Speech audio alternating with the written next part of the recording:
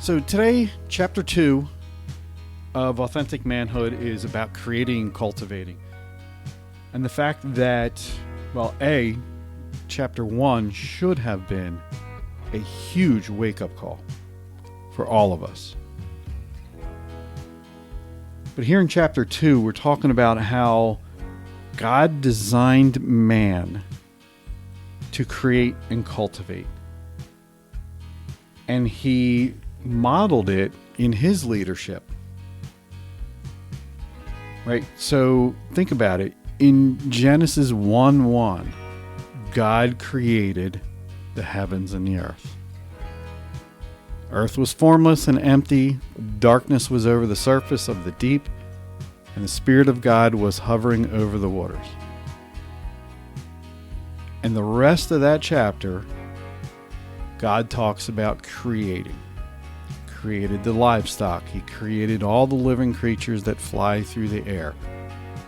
Created all the fish of the ocean. Created all the beasts and the little creepy crawlers. And created the sunlight in the sky. Created the moonlight for nighttime. He created. For 6 days, he worked hard and created.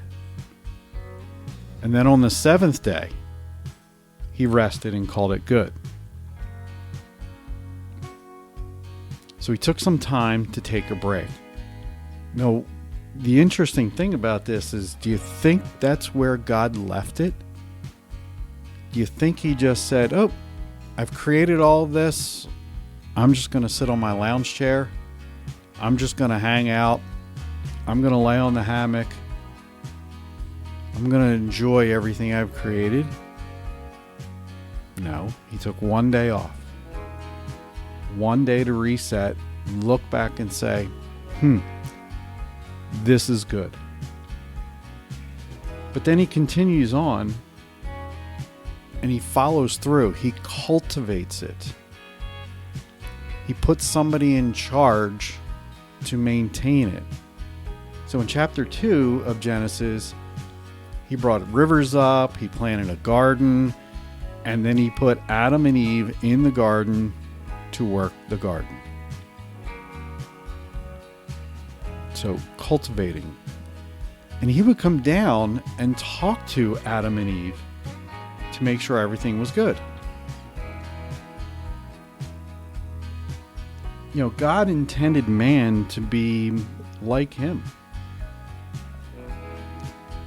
But in Genesis 28, God tells Adam and Eve to be fruitful, multiply, and fill the earth and subdue it. Have dominion over everything. The fish, the birds, everything that moves. That word subdue it means bring it under control. So God is telling Adam and Eve to bring it under control. So God has given us a mandate to create, and then he's given us a mandate to cultivate. And God created us to be social, and he created us to be spiritual leaders. If he did not create us to be social, then why would he have made a helpmate for Adam? If he wanted Adam to live alone, and if he wanted us to live alone, why else would he have made a helpmate? But the interesting thing here is he continues on, and we talk about the fall of Adam in Genesis 3.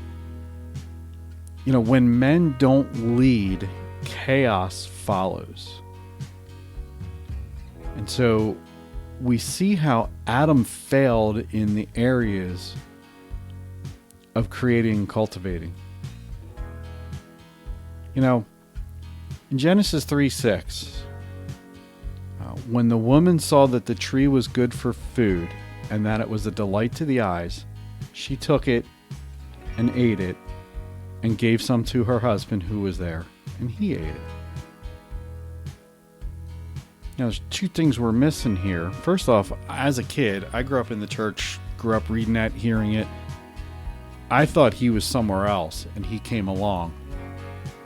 And then he just went along with it. But no, he was standing right there. He actually, most likely, He actually watched her take it off the tree. So there's two typical misses when when it comes to experiencing God's best for our life.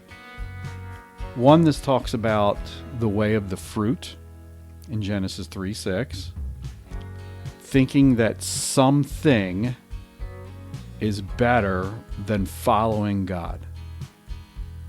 That thing that's out there, if I just get that, whatever it is, just get that new iPhone, just get that new car, just go on that vacation, that is somehow better than following Jesus.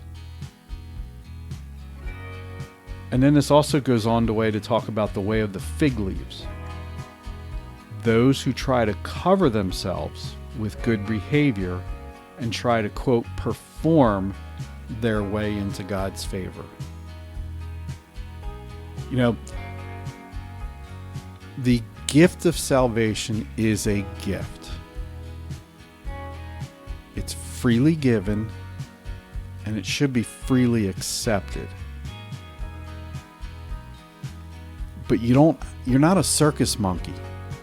You don't have to go on and work really, really hard to get this gift.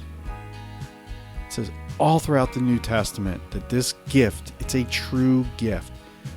There is no amount of work we can do to come anywhere close to being equal to Christ giving up his life on the cross. And part of the problem I see is the fact that we are trying to use what the measurement we think is right. Right? We're not talking about what God's measurement is, because we can't even reach that. We can't obtain that. So we're just trying to accept or figure out what the level is.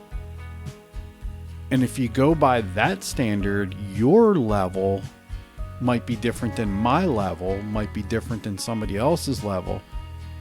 So whose level is right? See, the only way we can measure, the only measuring stick we can use would be the measuring stick of God, of Jesus. I mean, think about a tape measure. I actually just saw something the other day, and I've been in construction majority of my life.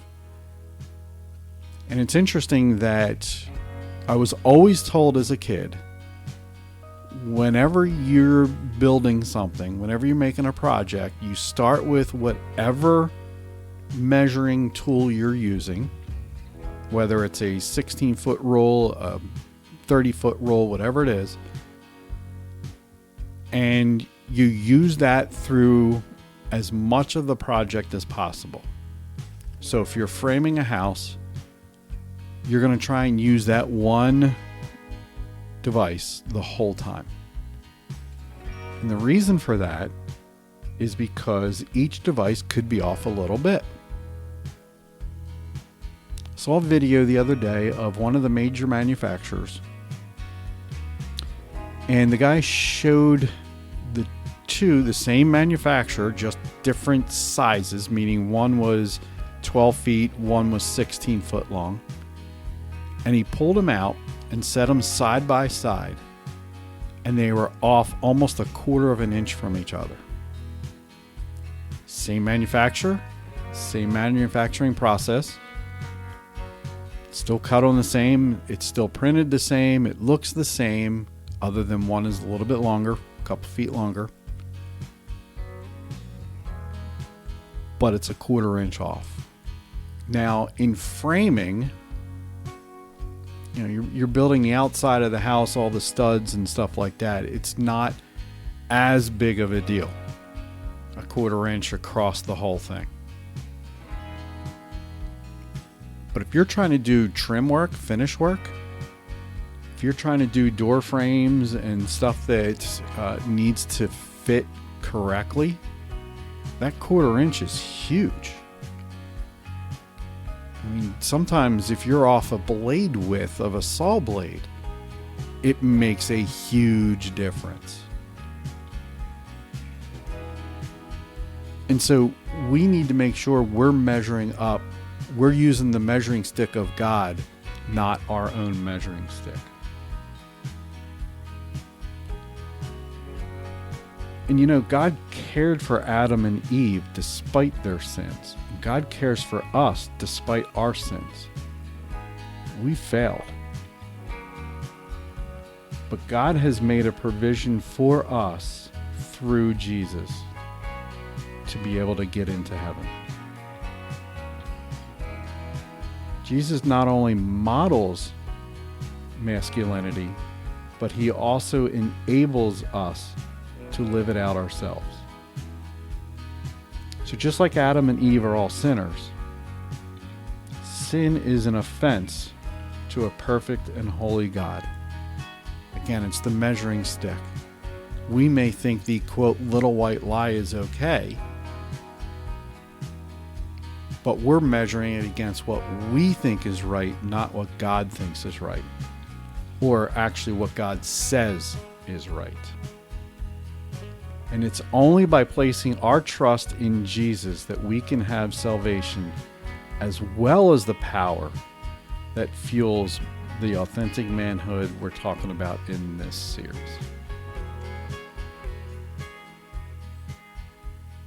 So I just want to stop for a minute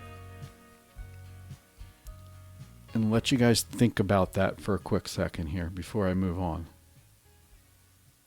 If you're not sure, if you're a follower of Jesus, if you're not sure that you've accepted him as your Savior, you need to make sure of that as soon as possible, like today. You can reach out to me. You can reach out to a pastor at your church. If you're not attending a church, I would highly recommend you find a Bible-believing church.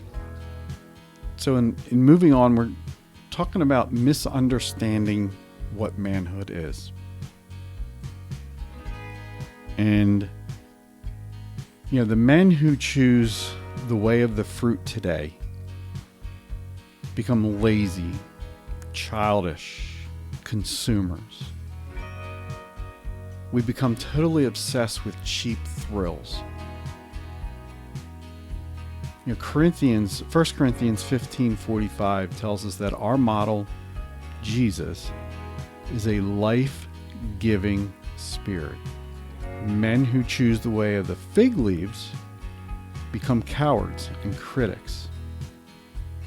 They take pride in what they don't do. They would rather criticize than create. And without a clear understanding of an authentic man, we will all be tempted to be childish, consumers, cowards, and critics. A lot of times, those childish, cowards, critics, and consumers is the easy way to go. A lot of times we know what is right. We feel the prompting of hey, that really does not look right. But instead, we just kind of sit back and let it go. We don't think about saying something or doing something about it. Being a leader means stepping up. And so the question is, how do we respond to God's mandate for us to create and cultivate? Well, first off, as we had said earlier, we need to trust that Jesus is our salvation. And it took him to model authentic manhood. We need to embrace the mandate today, have courage to live it out at work according to how God has wired you. We need to be creative with our wives, cultivating that relationship by giving her something to anticipate. We need to be a model for our kids by leading them as we passionately follow God. We need to model it for our coworkers. Model to them what it truly looks like to be a leader, and a servant leader, not a boss. Boss is going to stand there and tell you what he wants done, how he wants done it, when he wants it done by. A servant leader is going to come beside you and allow you to grow in learning how to get your work done better, more efficiently, and more productively, but it comes from your ideas. This chapter was all about the big picture of manhood. In the next session, it's going to be a clear and compelling biblical definition of what it means to be a man. I look forward to seeing you again. I think we've got a guest for the next session, chapter 3. And I'm looking forward to that time with our guest.